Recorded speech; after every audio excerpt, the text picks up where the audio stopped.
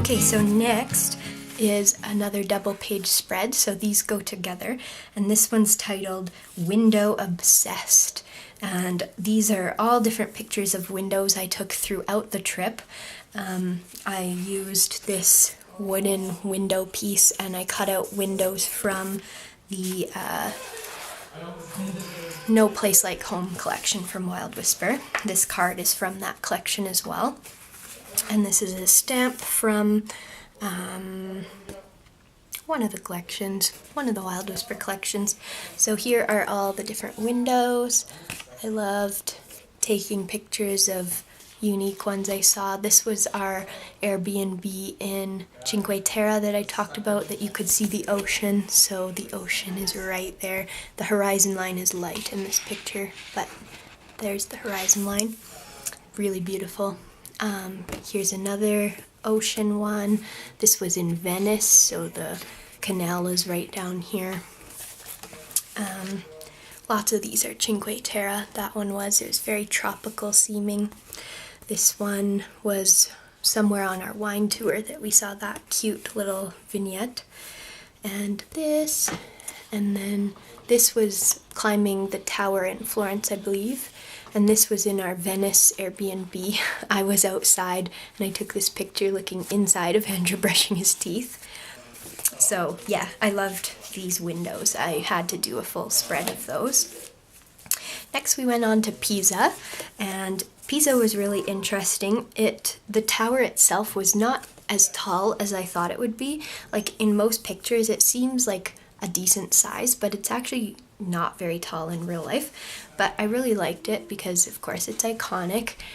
We refused to take the classic picture of leaning up against it with your hands, and it was also really busy and everyone else was doing that, so we felt silly, but it was really cool to see anyways.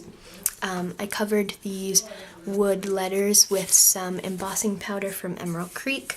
This one I used patina oxide for that one. Here's the Field of Miracles in Pisa as well. So the Leaning Tower is right there. And again, not very tall at all. Like this almost looks taller. I'm not sure actually if it was. But this was their cathedral, very Gothic. This was the Duomo baptistry, and it was gorgeous. I loved the baptistry. We couldn't go in because there was some kind of event that day, but it was very cool. I stamped this ticket and wrote Pisa, Italy on it. And this was on Sunday, so I used that little rubber Sunday piece. And yeah, loved seeing that as well. Now we're on to Rome. So yeah, the tattoo page should probably be bumped further up, so I'm not sure if I'll move these Pisa pages forward or what. I'm not sure. We'll figure it out. It doesn't have to be in perfect order either, I guess.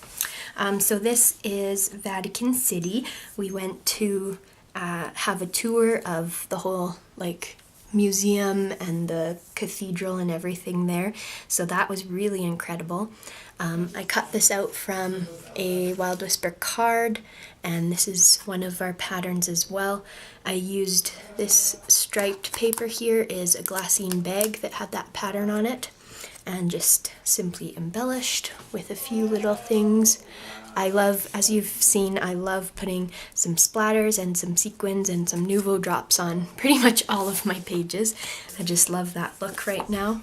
And it kind of helps the album look cohesive if I use those similar embellishments all the time. So here's a basilica page, and I used this really skinny stripe paper. Probably looks funny on the camera, but it's just super skinny stripes. And used the pictures of St. Peter's Basilica. This one is from when we climbed up the dome, which was incredible. I have other pictures of that, but this is looking outside at the plaza here in front of the basilica. Really amazing. And then I've got this little journal tag to hide my journaling. And then, so I think, yeah, this page, this pocket page goes beside this next page. So this is inside the museum and basilica. And I talked a bit about the bright blue pigment and how special it was. This is a tile, I forgot what it was called, a tile floor that was really gorgeous. I took a picture of my feet on it. And this was when we were climbing the dome inside the interior. So this is looking down on the basilica. It almost looks miniature. It's just really cool. And some micro mosaics. This was really incredible artwork. And then looking up at the dome was really incredible as well. It was just completely awe-inspiring. I struggle to describe it because being in the basilica made you feel so small, but also spiritual and important at the same time. It was just amazing. So I found this frame at a scrapbook shop, and just it was perfect for these pictures. So I used some paints, some metallic paints, to first paint it gold, and then I rubbed the kind of silver black metallic on top to make it vintage. I love that. I made it look like a chalkboard inside, and I hand lettered. It's all in the details. So this page is about the details of the basilica.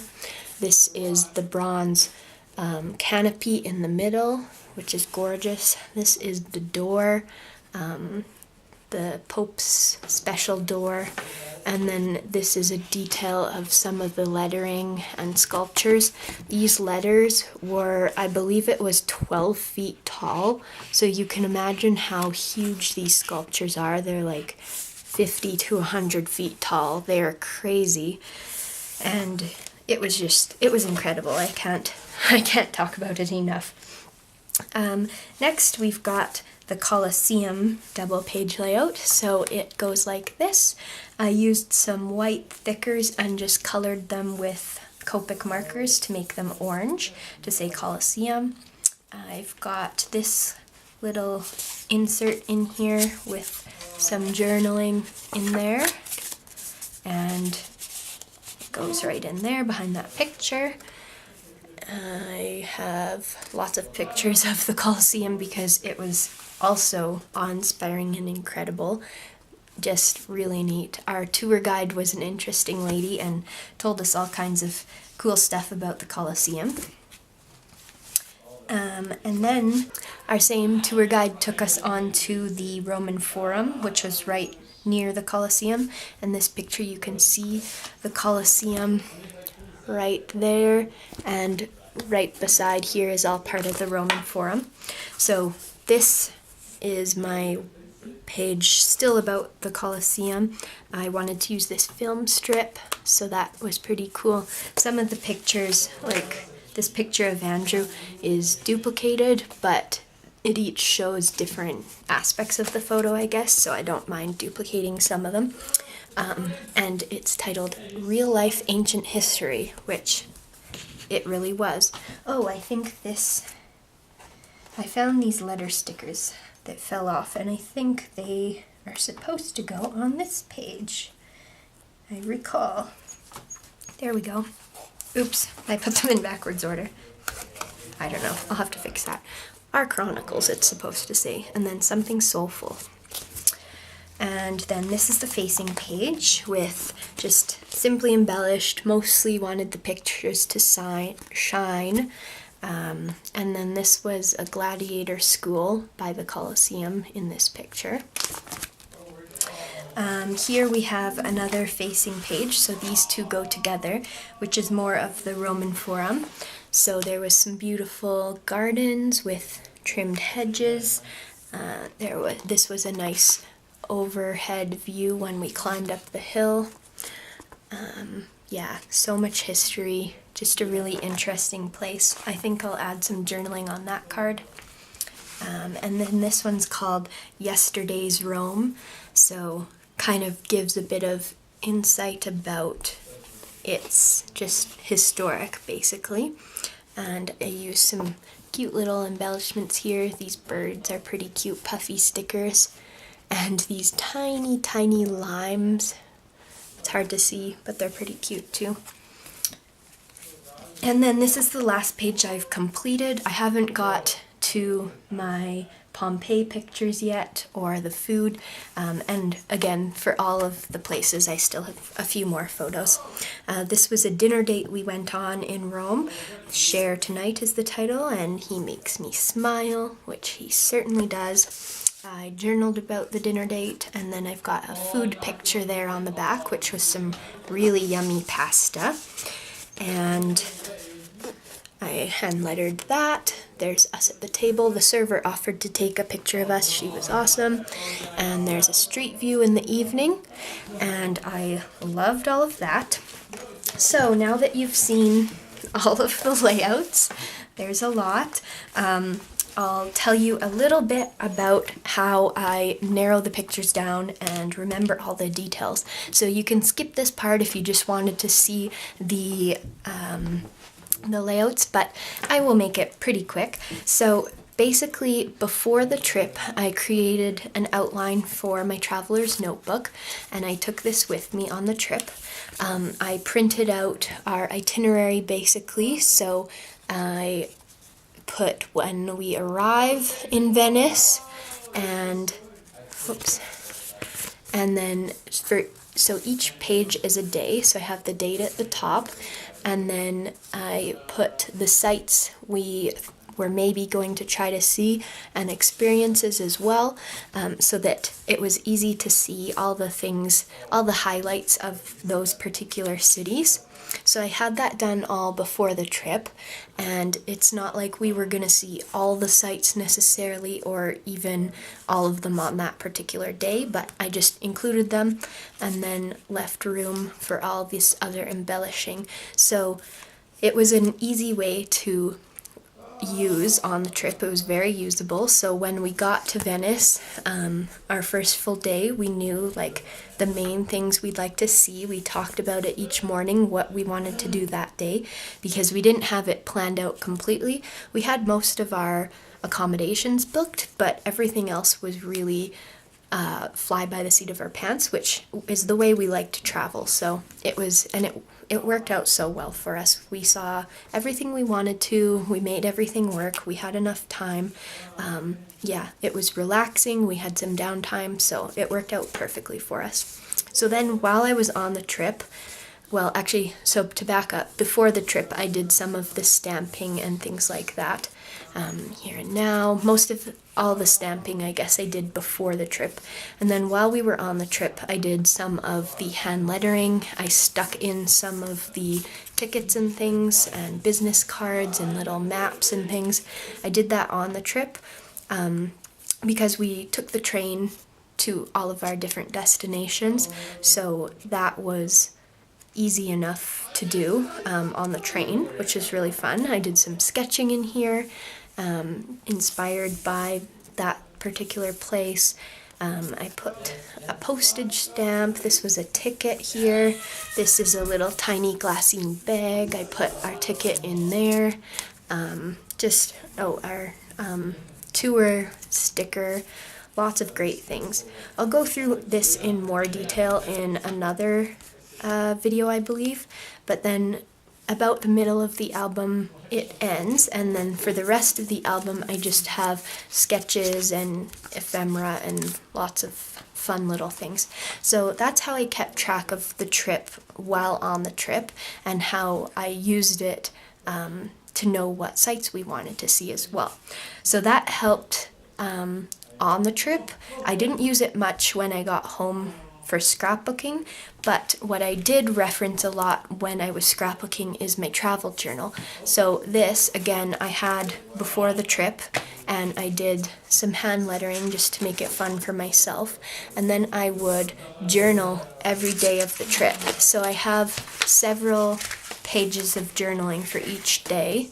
So then we're on to the second day, and it really helped to remember all the details of everything we did. I would hand letter some of the major things so that when I was scrapbooking, I could be like, okay, where's this day in Florence? And flip through to find Florence. And yeah, it just worked really well.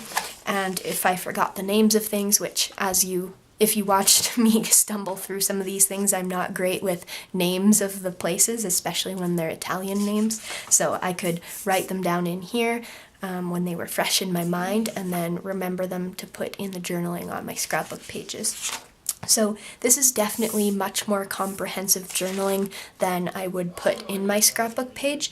So it's almost a different piece of memorabilia on its own, but it also assists with that. So it really helps, and I stay focused on the trip because I know how important it is to me later on to have this all written down.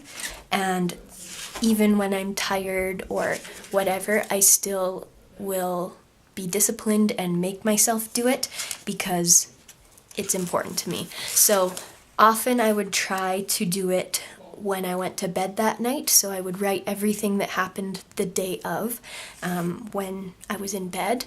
And if that for some reason didn't happen, if I was exhausted, if it was a busy day or a late night, I would make myself do it the next day when we were riding a train or sitting at a restaurant, something like that. I would just make myself do it while it was fresh in my mind. And I love it because, like, our first tattoo, for example, I journaled about how we both felt and how exciting it was, and it's a treasure on its own, separate from my scrapbooking. So I really love that. It goes on and on. So here we go. This is the end. So I used up that much of the notebook, almost half, I guess. No, more like a third, I think. And yeah, I just love this, and I love reading back and looking at it. So I highly recommend this idea if you're planning a trip. Make sure you bring a journal, make sure you stay disciplined if that's what's important to you. And yeah, I hope you enjoyed this video. Sorry it is so long. I think I had fun sharing everything. I'm so passionate about this trip, and I'm really excited to get it all finished in my scrapbook. It makes me, every time I scrapbook it, it makes me get the travel bug again. So yeah, my husband and I, we just love traveling. So I hope this inspires you. I hope you get some ideas if you're trying to document a large trip of your own. And basically my best advice is, don't be overwhelmed. It's supposed to be fun for you, and it should be fun, and it should be awesome to relive the memories. So just go at your own pace, do what you want, do as little or as much as you want, and I hope you love the process. Thank you so much for watching, and I'll talk to you later.